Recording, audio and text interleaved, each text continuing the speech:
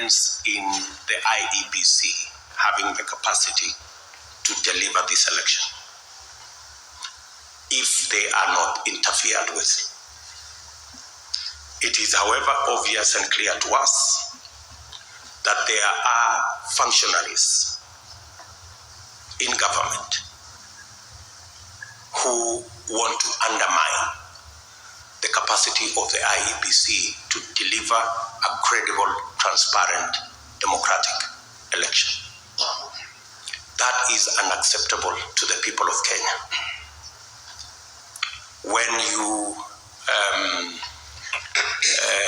When public officials take positions that are contrary to their oath of office,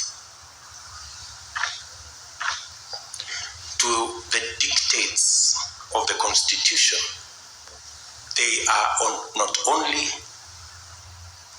sabotaging the Constitution, but they are active agents of undermining a credible, transparent election. Public officials in charge of ICT, when they make statements that they are in charge of data that will make whichever side win, that undermines the credibility of the election. And we expect friends of Kenya, like the EU, to speak to those issues, because the issue of a credible election is good for everybody, including our partners. We will take a position as a party. We are writing to the Iebc. You have seen in the media that there was an attempt to obliterate names from the Iebc register. And so far, almost 800,000 names. 800? Yeah. About a million names have somehow disappeared from the register. It's in the public domain. And I think even the Iebc have said they are doing some remedial steps. Those kind of attempts are dangerous, especially when certain public officials are just stamping that they have the so-called system and the deep state to manipulate the election. We are ready to work with the Iebc and friends to make sure that we deliver on a credible election. We expect that everybody who is concerned, including the EU, to try and get as much detail as possible, both from the Iebc and from these public officials, on what this all is about and how did close to 1 million names disappear from the register. And many of those names are people from what we consider our stronghold. So there is a clear attempt to try some monkey games. We don't believe they will succeed, but these attempts are a source of concern to Kenyans. We are Democrats. When you go into an election, there can only be two outcomes. You win or you don't. We are very strong believers that government is not just those who win. It is also those who keep government in check. That's what constitutes a working government. And therefore, we are very clear. And we are ready to sign any declaration to that effect. We're only worried the other side, they don't have a record of accepting the outcome of any election. And hopefully they will be willing to sign as well. I hope they do. So the whole concept of how debt has been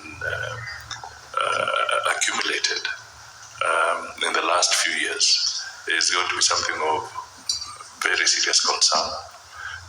And we will need a very clear partnership with yourselves on how to resolve this.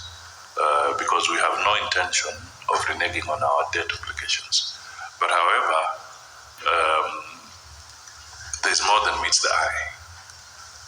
We have a very serious obligation which will require a lot of dialogue going forward in trying to tackle this debt crisis that nobody wants to admit is real and is with us now. And we say so because it's going to have serious implications on all the other programs or economic programs that the Deputy President has highlighted here, and some of which you are involved in. So let's just put it very clearly that we shall not take this issue of debt for granted. There are going to be a few issues that people may have to seek questions to. We were in cabinet much earlier when the expressway was mooted, and at that time the proposed expenditure was about 27 billion. Right now we are talking of a project that has escalated to about 88 billion. So there are a lot of issues that will have to be dealt with in between for accountability for the Kenyan people to understand what is really going on some of these issues. Yet the debt is now on our laps. We will have to tackle it, but there are issues that need to be looked at. We have had to live or contend with the fact that some of these programs and debts have been accumulated or committed without the requisite cabinet approvals going forward. So we are dealing with a situation where when we say the economy first, it is true we have to address the cost of living and the welfare of the people, but we will also have to have a very serious explanation made to the Kenyan people as to how we got to some of these situations in the first place. You talked of the code of conduct where signatures have got to be obtained by political players asking Kenya Kwanza team to make sure that they're ready to sign and so forth. Now, this code of conduct process, it should be broadened. Where's the code of conduct for the media? I don't know whether you've been observing that some media houses are on a mission to literally black out other political players. There's one media house that is particularly notorious, no names for now, but they are giving the other side 20 minutes of airtime, and they give our side about 4 minutes, and if you're very lucky, 5 minutes on that day. And the mission is very simple, to try and paint the impression that the other side is gaining. So if there's a code of conduct, if you're going to engage, I think we would call upon the international community to have a serious conversation with the media houses in Kenya. They're behaving unethically in this event. And the process of building up to a free and fair election also requires that the media houses play their role. They should also execute codes of conduct so that we can start measuring very clearly, and you can also have a way of measuring. Are they being fair in ensuring and creating the environment that will be right for a free and fair election? Because it is through such biased reporting that they stoke the problems of political intolerance when the election is being done. We think that should be handled through partnerships like ours. Thank you. Thank you. The elections are not judged free and fair on the basis of the conduct on the day of voting. It's the entire process, the integrity of the voters' roll, the conduct of the electoral officials, the conduct of the state machinery responsible for security, and so on and so forth. I'm sure the EU has always been a close observer of our electoral process, and you can see and feel where things are not going right, and we expect to hear your voice.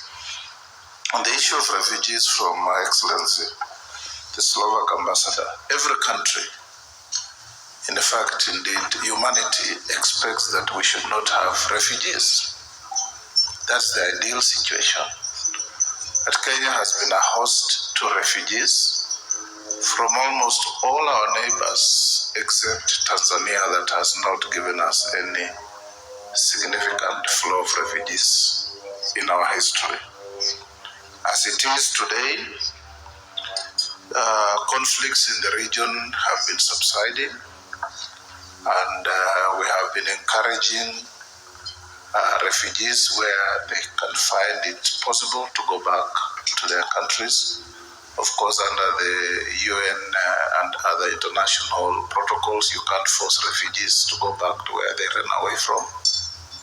So we continue partnering with yourselves and others, and I want to appreciate, having been in foreign affairs for 10 years, the role your delegation and individual countries have contributed towards the management of the refugee situation in Kenya.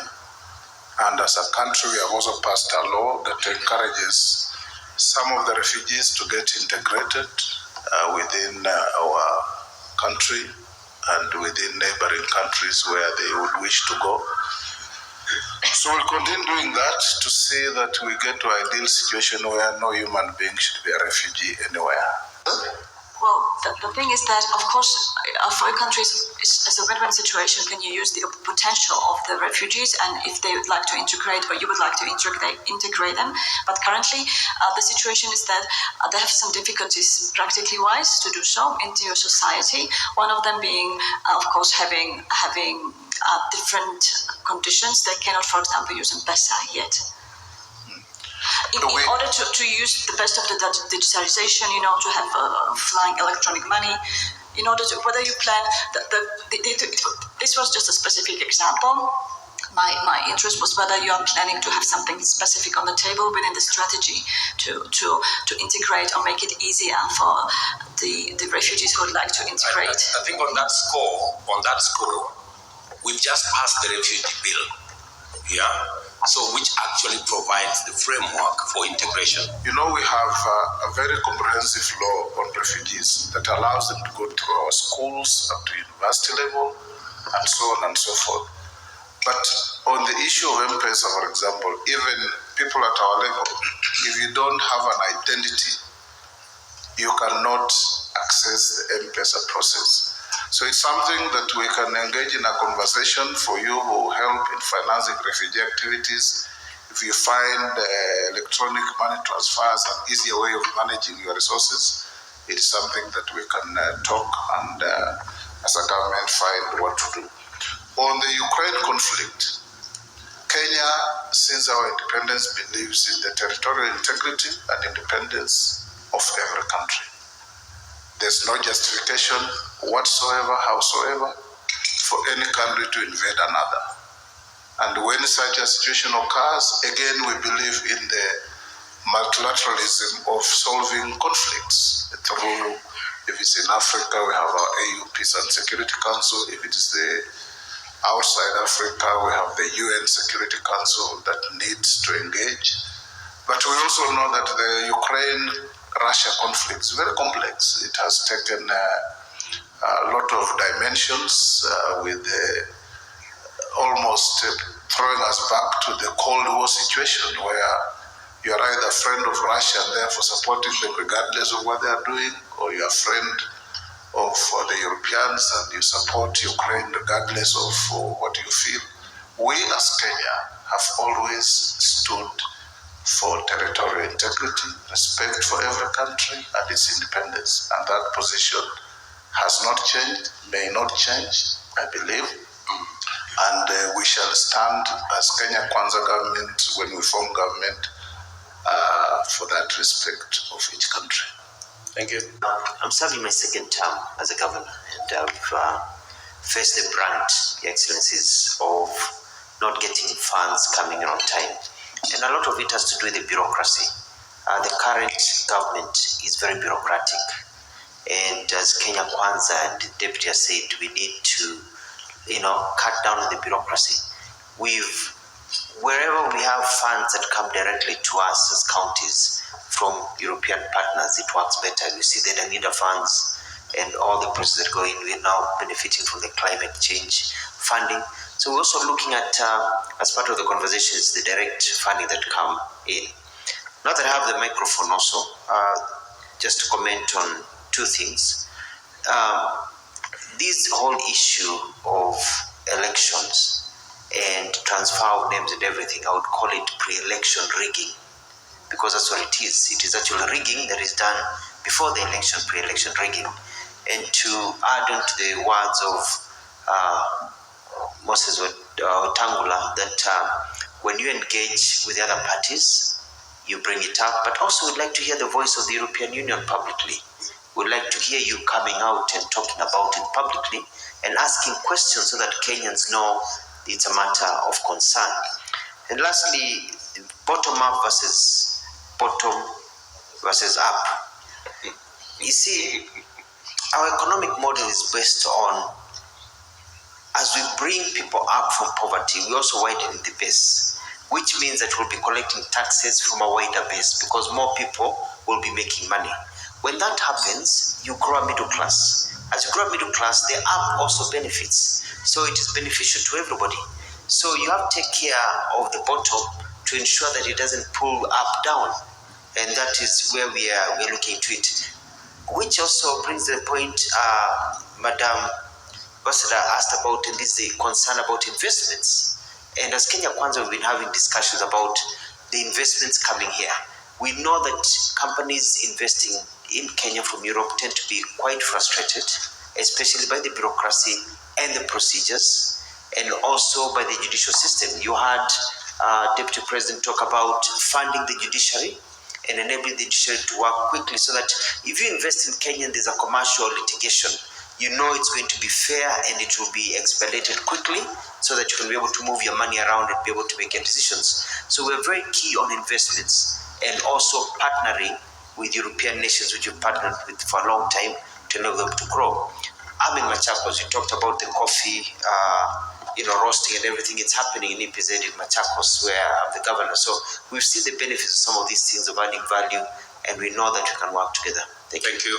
The fact that we see civil servants and public officers and state officers participating actively in politics, campaigning, and going as far as chest thumping, and no action whatsoever is taken by the EACC or the DCI, tells you that whatever it is that we are talking about, weaponization of these independent investigative institutions, is actually true. And while you engage with them, I think would appreciate very much if that issue could be raised, because if truly the independent institutions were doing their work, those civil servants by now should have been required to resign or should have been arraigned in court. In fact, the law says that if a public servant gets involved in politics and they are taken to court and it's proven that they have been, that they risk a jail term of 3 years. It's actually in the law of Kenya, but nothing happens because they are in their other side. And the second thing I would like to say on the issue of the independent institutions, that our commitment will be not just to make them independent, but to also professionalize them. I think it's important that these institutions know what it is that they're supposed to be doing when they are investigating and not getting involved in political partisanship because they want to advance a certain agenda or a narrative that is not beneficial to anyone in this country just because they do not agree or disagree with one side of the coalition. Resources are given to provide services, and services are given to people, and it's a very big consideration that population should be considered. The other thing is that there have been very many functions that have been devolved, required to be devolved according to the constitution, but they remain very much being implemented by the national government. And His Excellency has given us that commitment that these functions that are still held at the national level will be transferred. There are functions in agriculture, there are functions in health, there are functions in water. Recently, they have transferred the functions for libraries. That was outstanding, but we still have quite a number of functions in agriculture, water, and health especially that are still being carried out at the national level, whereas the law requires that these functions should actually be transferred and be carried out at the county level. The issue of the flow of resources, again, we've had that commitment that as required by law, that the resources to the counties will be considered together with the salaries of all civil servants as a first charge, and not to be adjusted arbitrarily as has been the case in this current regime, and that the resources will actually be timely and will be consistent. The final one is we've raised, and the reason I say that we have gotten this commitment, I'm sure you know that the Deputy President has been the chair of Iebc. He has seen our frustrations as governors, and one of the other issues was also on the matters to do with development financing. Right now, as we speak, we have over 30 billion shillings that is held development partner financing that has not been given to counties. My county specifically has over 500 million shillings being held by the National Treasury, and we're at risk of losing the money because the financing is coming to an end in August. But for some reason, because of the lack of the attempt by the National Treasury to change the mode of dispersing of these resources have not reached the counties. So that's another issue that the Deputy President, who will be President, who has given our commitment that will make sure that this actually is streamlined and flows from development partners will be efficient. Thank you. In all the subsequent elections, the voice of the people in member states is critical. It helps the Iebc build capability. It helps the Iebc build a stable system. So I think you need to speak not for Kenya Kwanza, not for our competitors, but for a free, fair, and transparent election. Thank you. I have two questions. One is about the intention of the government of Kenya in Nairobi and all its constituencies to enable the economic development that we see to also include the small countries and some of the very poor regions which are not only struck but also prone to conflict, security, what's happening, also climate change and security issues in other countries. So that's question number one. Number two is with regard to investment. We heard pretty much yesterday also about the large investments in infrastructure that has been going on. And I myself yesterday wondered about how much employment has that created in Kenya. And I wonder, what possibilities do you see that Kenya has now to include in the procurement processes job creation for Kenyans when we invest in large infrastructure or in agriculture, because otherwise it might not happen. Thank you. Okay, I'll have two questions, and I'll take the opportunity to be very open and frank as we have this opportunity, of course. That's one. I would like to ask you about your plans with the refugees and what would be the steps that will be taken when they will be able to, for example, use a visa or have a cheaper bank account than normal people in order to be fully implemented. It is another policy of their inclusion into society. And second, the refugees coming in, yes, of course. And the second one, of course, we're working as a neighbor of Ukraine. We are doing our best to to how the situation proceeds. The President of the Ukrainian Parliament, she was there physically, 2 days yesterday, 2 days ago, and addressed it, of course. What is your future plan to address the issue? So, in the name of all the ambassadors and all the deputy ambassadors present here, thank you very much for taking so much time for the good breakfast. And I wish you all best of luck. This will be charging days, weeks, and months ahead. It's a very, very difficult race, but the EU will be here as a neutral observer and supporter of this democratic process because, as I said, for us, Kenya is a democratic and stable country and needs to remain so because our international and global atmosphere really is not allowing for any country to go down. So we really need Kenya to stay strong and tall in the elections and beyond the elections. So thank you very much in the name of everybody, and we will continue our dialogue. Thank you.